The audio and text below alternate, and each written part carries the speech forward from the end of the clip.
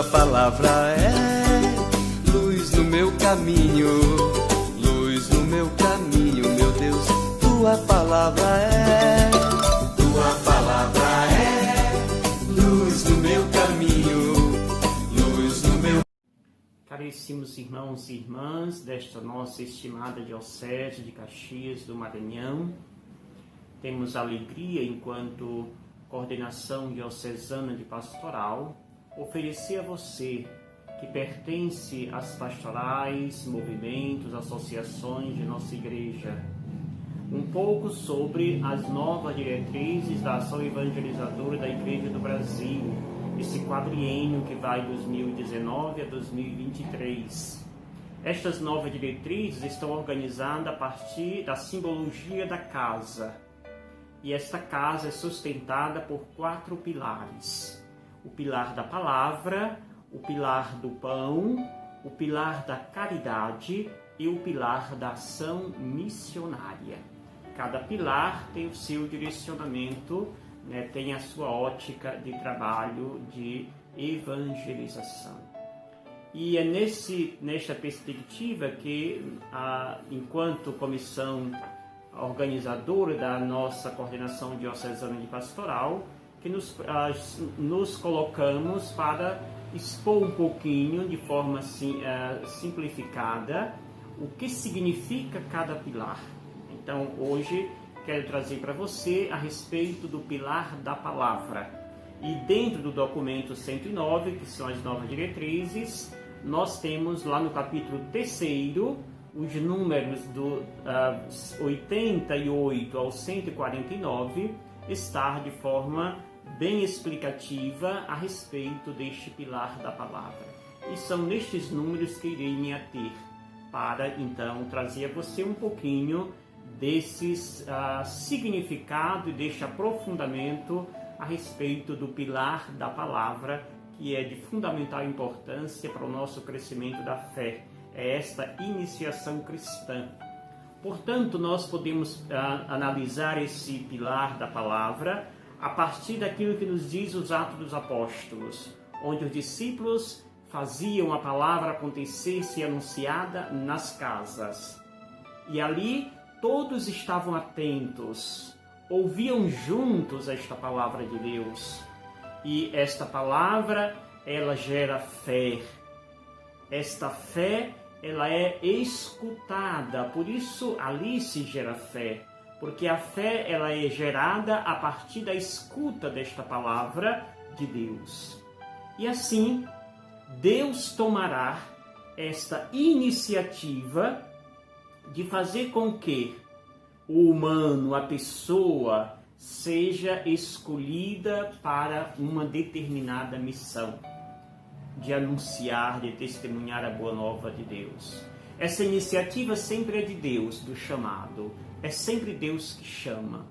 E desta forma, nós iremos perceber se é Deus que chama, nós, enquanto pessoas humanas, o nosso papel é acolher, na nossa liberdade, acolher esse chamado que Deus nos faz.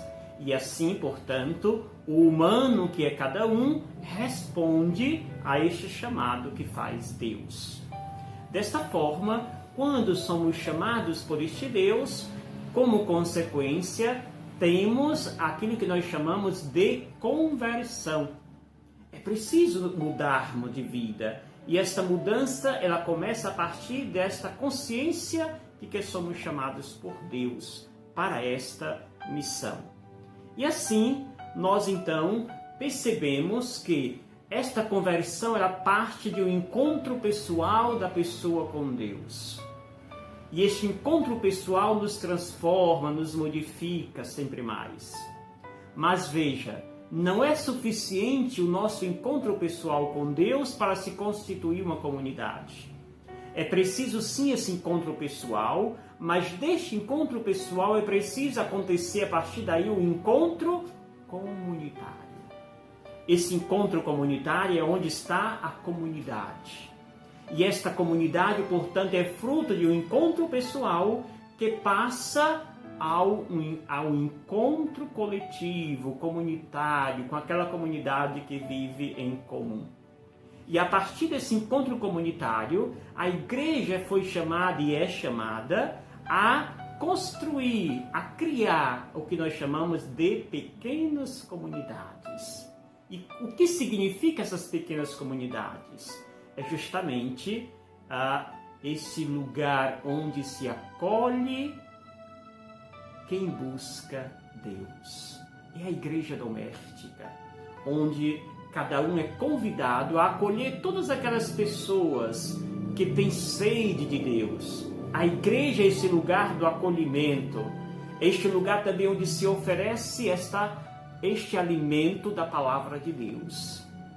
Desta forma, a partir desse acolhimento, a partir desta adesão a esta palavra de Deus, aí vêm as exigências que nós chamamos sacramentais. Nasce aí a necessidade do batismo. O batismo, portanto, significa esse desejo de configurarmos em Cristo. É preciso ter esta atitude de caminhar e chegar a esse ponto de desejarmos a configurarmos com Deus, Jesus Cristo.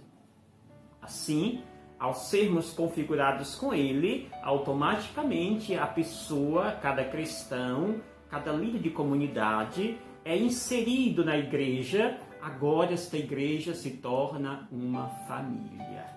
Veja os passos que estamos dando.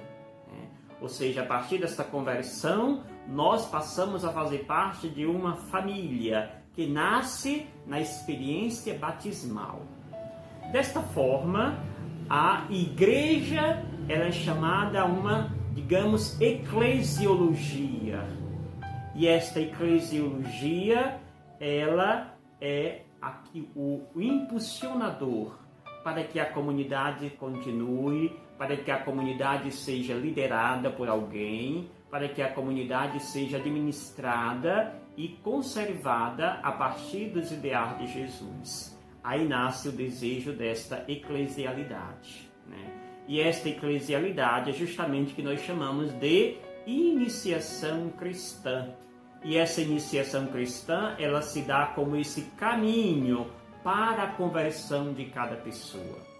E assim, cada um é chamado às diversas criatividades para fazer com que a pessoa se insira nesse caminho dinâmico da igreja. Assim, queridos irmãos e irmãs, nós podemos dizer que esta igreja, ela precisa agora se tornar uma igreja discipular. Já estamos inseridos nessa grande família, agora precisamos tomar consciência que eu preciso fazer parte desta igreja missionária, desta igreja discipular missionária. E como é que isso pode acontecer, Padre? Isso é possível através da alimentação desta nossa fé. E esta alimentação da fé parte pelas diversas práticas que a igreja nos apresenta. E aqui se destaca nesta parte deste documento o que nós chamamos de Lectio Divina, a leitura orante da Bíblia. Esta leitura orante da Bíblia é o motivador, é a forma com que cada pessoa se sente, portanto, nesta intimidade profunda com Deus. Por meio da leitura orante da Bíblia, nós entramos em comunhão com este Deus que se revela na palavra. E esta palavra, ela nos transforma e a partir dessa transformação, nós passamos a nos configurar com aquele que é a palavra, que é o próprio Jesus Cristo.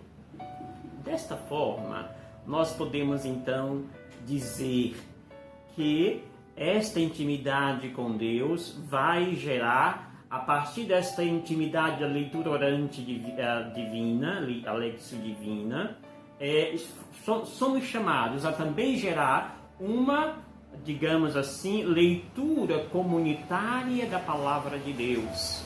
Não posso ficar com essa palavra só para mim, mas essa palavra tem de ser partilhada, tem de ser apresentada para outras pessoas a partir desta minha experiência pessoal com Deus.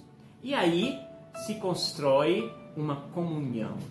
Ou seja, eu tive a experiência com Deus, essa minha experiência com Deus fez com que eu fizesse outras pessoas a desejar esta experiência também, e a partir desse desejo, dessa mútua experiência com este Deus, aí somos chamados a construir uma verdadeira comunhão. E aí nasce o que nós chamamos de comunidade. Veja como é belo o itinerário que a igreja nos apresenta. Desta forma, é importante também que nós tenhamos clareza deste contato intensivo e orante com a palavra de Deus. O discípulo não pode ser alguém indiferente à palavra. Nós precisamos estar num constante contato com este Deus amoroso que está sempre a nos assistir. E nesse contato vai nascer o que nós chamamos de caráter de formação discipular. Nesta necessidade de união com Deus, com a igreja, nasce esse desejo desta formação discipular. E assim, nós podemos dizer também que a palavra nos nos proporciona a melhor intimidade com Deus. E é por esta palavra que acontece esta profunda imitação com aquele que nós professamos, o próprio Jesus Cristo. Assim, nós então podemos dizer, o Evangelho é o critério discipular para a vida de cada cristão. O Evangelho é o nosso norte. O Evangelho é aquele que nos dirige, é aquele que nos aponta caminhos, e é por ele que nós caminhamos. Portanto, ele é a nossa meta, que nós, então, estamos em busca. Assim, nós podemos dizer que a partir desta interação perfeita com o Evangelho, nasce o que nós chamamos de iniciação à vida cristã, que é o objetivo principal deste pilar da palavra, a iniciação à vida cristã. E o que é essa iniciação à vida cristã? Nada mais é do que a adesão a Jesus Cristo, ao que nós chamamos de querigma. E ainda vai muito mais além simplesmente dos sacramentos. Não é ficar só nos sacramentos como se rezava no passado. Estou indo à igreja porque eu quero ser batizado, porque eu quero fazer minha primeira comunhão, porque eu quero me crismar. Depois que fizer tudo isso, estou livre. Não. A partir de agora, isso sempre foi, mas agora se vem com mais ênfase. Né? Ou seja, quebrar essa cultura da sacramentalização. Não é isso que a igreja quer. Ela quer que nós tomemos consciência, tomemos gosto por esse envolvimento com esta mistagogia, com esta palavra que a igreja nos oferece a partir de Jesus Cristo. Ou seja, aqui surge essa necessidade de nos fundamentarmos no que nós chamamos de querigma. Querigma nada mais é do que o primeiro anúncio, ou anúncio principal. Ou seja, aquilo que dá sentido à presença de Jesus no meio de nós.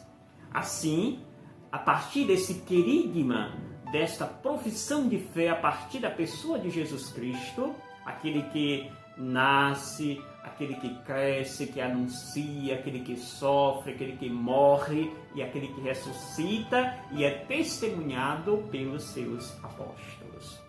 Isso nos propicia um caminho de formação e amadurecimento da fé. É o que nós chamamos catecumenato. Esse catecumenato nada mais é do que este desejo de abraçar a fé a partir desta adesão aos conhecimentos dados, oferecidos por Jesus e que a igreja nos apresenta. E assim é necessário que nasça um novo tipo de comunidade, que nós chamamos de comunidades mistagógicas. E o que são as comunidades mistagógicas? É aquela comunidade que oferece às pessoas que a procuram o encontro com Jesus, a partir da sua palavra. Eis aqui a beleza desta igreja que nos oferece o texto desse documento 109. E desta forma podemos concluir que a igreja fundamenta-se justamente sobre a palavra de Deus. O que nos alicerça, o que nos sustenta é esta palavra de Deus. Ou seja, o crescimento da comunidade cresce justamente, se dá justamente na escuta desta palavra. Mas não somente na escuta da palavra. Essa escuta da palavra também deve se dar na celebração, no estudo da palavra de Deus. Ou seja, a escuta, a celebração e a formação passa a ser aquilo que forma e dá sentido à comunidade mistagógica. Então é isso que nós podemos chamar uma igreja mistagógica, uma igreja do encontro. Ou seja, a Sagrada Escritura é indispensável nesses encontros que a igreja nos convoca a realizar. A Sagrada Escritura é o nosso livro de cabeceira. E aí, digamos que o amadurecimento da fé cristã nasce justamente neste desejo de caminhar. Não é uma igreja que para no sacramento, mas é uma igreja que a partir do sacramento desenvolve esse desejo de uma permanência na presença de Deus. E aí, o que nos traz como fundamento e como ideia clara, exemplo claro para esse crescimento, é justamente a Lectio Divina, a leitura orante da Bíblia, que é um encontro criativo com a palavra de Deus. Assim vai nos citar o documento. Faz uma letra viva e não uma letra morta. Se medita a partir desta letra viva e não a letra estática da Sagrada Escritura. Ou seja, é esta palavra que vai tornar sempre mais presente na vida daquele que professa, sem tornar esta palavra subjetiva. Ou seja, a palavra não é minha, não faço dela o que eu quero, não interpreto ela como eu quero, mas esta palavra tem sentido em Jesus Cristo. Tudo nasce dessa experiência com Ele. E aí, amados irmãos e irmãs, é preciso deixar para acontecer esse processo, onde a palavra faz esta viagem. Ela entra pela mente, digamos assim, a mente simbolizada pelo mundo, e chega o coração. O coração é justamente aonde esta palavra nutre o nosso espírito, a nossa vida. Aqui está esta verdadeira transformação. Finalmente, a Sagrada Escritura vai dizer esse documento. É para cada cristão, deve ser para cada um de nós. O patrimônio comum de todas as igrejas cristãs. A Bíblia, a Sagrada Escritura, é o patrimônio comum de todas as igrejas cristãs. Ela é, portanto, motivadora desta unidade na igreja. Por isso, a Sagrada Escritura é um texto ecumênico. Não deve trazer divisão entre as pessoas, mas a palavra de Deus, a Sagrada Escritura, deve ser motivo de unidade, ecumenismo, relação interreligiosa. É preciso fazer com que a palavra de Deus gere esse ecumenismo. Ou seja, pela palavra de Deus, por esta palavra que nos é apresentada, nos presenteada, deve acontecer a superação do escândalo da divisão. O que macula uma comunidade é justamente este preço que é a divisão comunitária. Não somente com os membros que ali pertencem, mas também com as comunidades lá fora.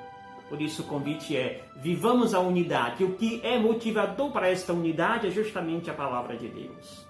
Deixo como prática para você, a partir desta meditação, desse pilar, a que você procure praticar em sua casa, em sua comunidade, em sua igreja. Forme na sua comunidade um grupo de leitura orante da Bíblia, um grupozinho de círculo bíblico, para uma vez por semana sair na casa do vizinho e ir lá meditar um texto bíblico. A realização dos círculos bíblicos é o que enriquece esta unidade, é o que faz comunidade. Desejo que tenha tenha passado o fundamento deste pilar e que você tenha compreendido um pouquinho dele. Muita paz para você. É com alegria que eu ofereço a você este grande presente que a Igreja nos apresenta. Em nome do Pai, do Filho e do Espírito Santo. Amém. Paz e bem e gratidão.